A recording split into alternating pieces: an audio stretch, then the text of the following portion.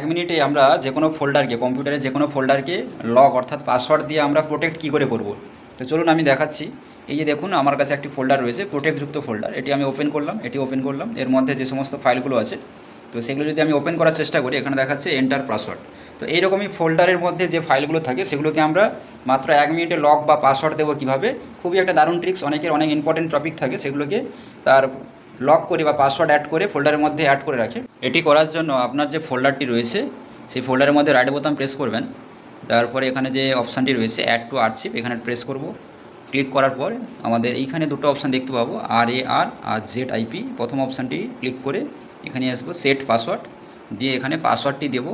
আর যদি আমাদের এখানে টিকচিহ্ন না দেওয়া থাকে তাহলে এখানে দুইবার পাসওয়ার্ড দিতে হয়, এন্টার পাসওয়ার্ড এবং রিএন্টার পাসওয়ার্ড।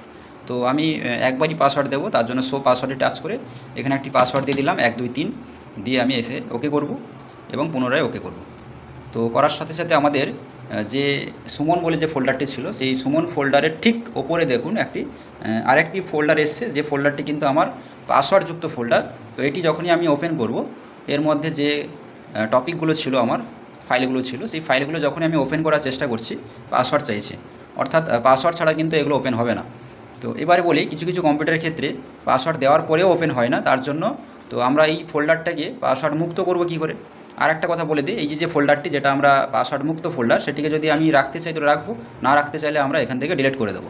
তো ডিলিট করে দিলে তাহলে যে ফোল্ডারের মধ্যে আমার সমস্ত তথ্যগুলো আছে সেগুলো কিন্তু লগ হয়ে থাকলো।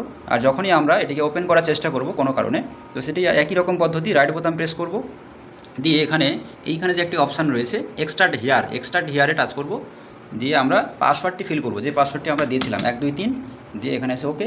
এবং দেখতে পাবো যে পাসওয়ার্ড মুক্ত যে ফোল্ডারটি আমার আগে ছিল সেটি কিন্তু আবার পুনরায় চলে এসেছে, এবং পাসওয়ার্ডযুক্ত যে ফোল্ডারটি সেটিকে আমরা ডিলিট করে দিতে পারি অথবা রাখতেও পারি, কোনো অসুবিধা নেই। দেখা যাক, এই চলে এসেছে আমাদের পাসওয়ার্ড মুক্ত ফোল্ডারের মধ্যে সমস্ত ফাইলগুলো। তো ধন্যবাদ সবাইকে।